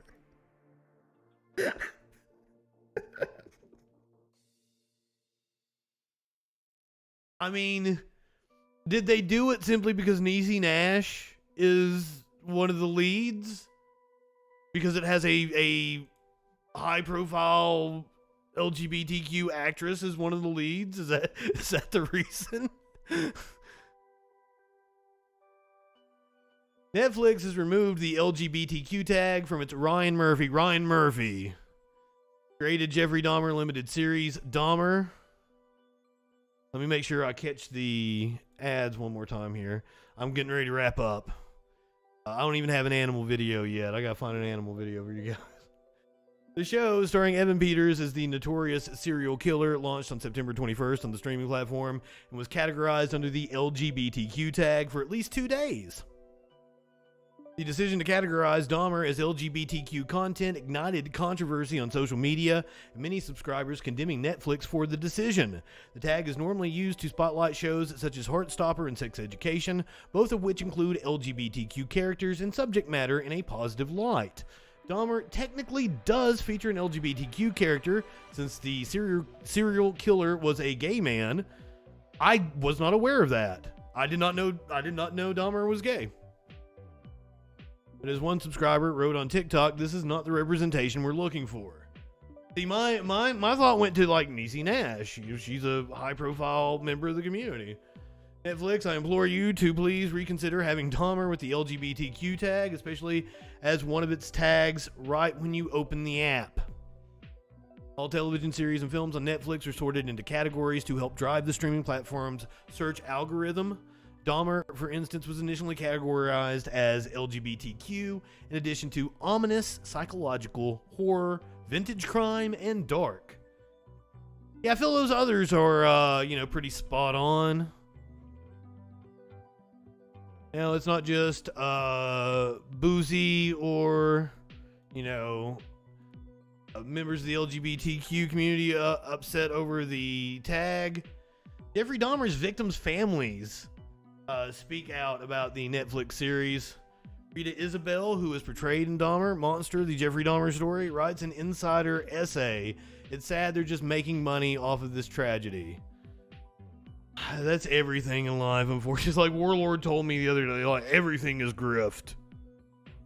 Rita Isabel, a family member of one of Jeffrey Dahmer's victims, who is portrayed in the Netflix series, is speaking out. Isabel's brother, Earl Lindsay, was murdered at the age of 19 by Dahmer. She gave a victim impact statement during Dahmer's 1992 sentencing, when the killer was given 15 consecutive life sentences. Is he still alive? Is he still alive? The emotional moment is recreated in the Ryan Murphy and Ian Brennan created limited series, which topped the streamer's top 10 list the week of September 21st. When I saw some of the show, it bothered me, especially when I saw my name come across the screen and this lady saying verbatim exactly what I said. But they didn't contact you, ma'am? I would have figured they would have contacted you beforehand, made sure you were cool with it. If not, change your name. I mean, I know it's in the court record and shit, but so was everything that was on Dragnet. If I didn't know any better, I would have thought it was me. Her hair was like mine. She had on the same clothes. That's why it felt like reliving it all over again. It brought back all the emotions I was feeling back then. Isabel says that she wasn't contacted by Netflix and criticized the streaming giant for profiting off the tragic story. I feel like Netflix should have asked if we mind or how we felt about making it. They didn't ask me anything. It's really not Netflix's responsibility, I would say. It's more on the Ryan Murphy, his production company. They just did it. I could even understand if they gave some sort of money to the victims' children and grandchildren. The show benefited them in some way, it wouldn't feel so harsh and careless. And I agree totally. Sad that they're just making money off of this tragedy. It's just greed. The episode with me was the only part I saw. I didn't watch the whole show. I don't need to watch it. I lived it. I know exactly what happened. Netflix and Ryan Murphy declined to comment. Eric Perry, who identified himself as a cousin of Lindsay, also spoke out about the series when the scene portraying Isabel's victim impact statement was first shared on social media. I'm not telling anyone what to watch. I know true crime media is huge right now, but if you're actually curious about the victims, my family are pissed about the show. It's re-traumatizing over and over again, and for what? How many movies, shows, documentaries do we need?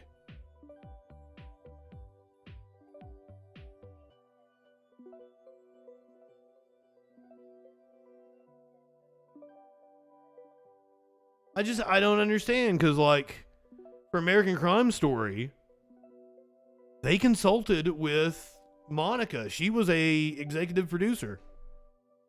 she told them exactly what was going on. I guess because it's just court records, they just didn't care.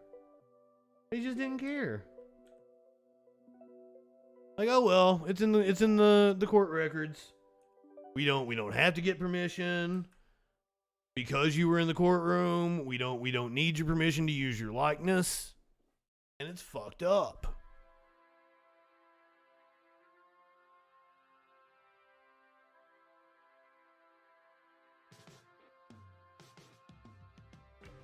"15 hours of dog. We don't need that much dog." Okay, here we go. Here's a woman bringing cat home. Here's how the dog reacted. Hey, that's not what I did. Whoa.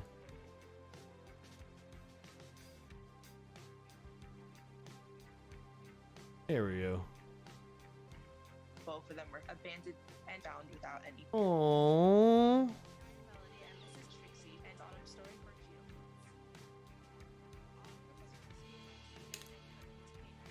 And always, I pull these down because there are so many companies that just buy up these viral videos. I guarantee you I get a copyright claim on this. So I gotta have it low enough to where like my music overtakes it. Heard about the puppy on Pet Finder. Automatically knew they were besties. Now we're seeing the puppy go home to the kitty. Oh no, she got a kitty to go with the puppy.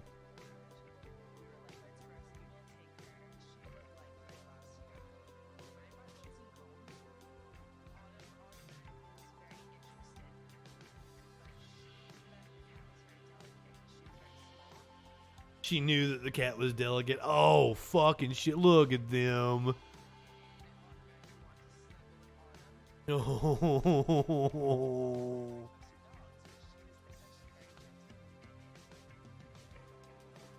That is absolutely adorable.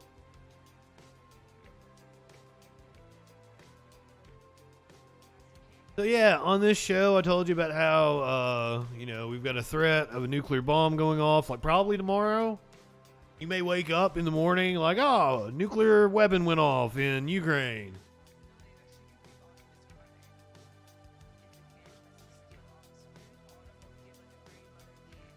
Told you about a standoff, her kid died. Told you about a mass shooting in a school. But hey, I left you with a puppy and a kitten.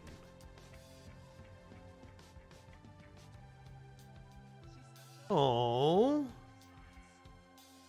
So the puppy is now a support dog.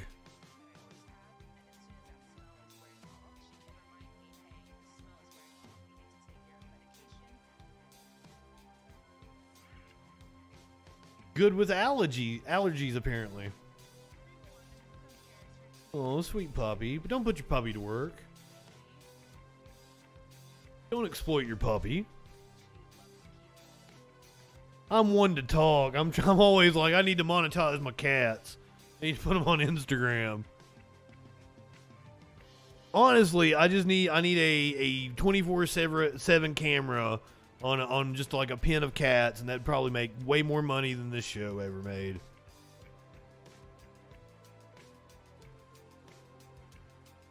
That's what I'm going to, instead of trying to make it as a political talk show host, I'm just going to put a camera on cats 24/7. You're going to come back to the Justin Freakin channel in a few months. It's going to be nothing but cats. There's going to be like fucking 24,000 followers. We're going to be donating and cheering and shit. Share so many bits, I'll give him some catnip. If you're watching on Twitch, I don't even know where you're going. Let me go find you someplace to go. I don't think it's time for Echoplex. It's a Thursday night. It's still a couple hours away. Let's go to good of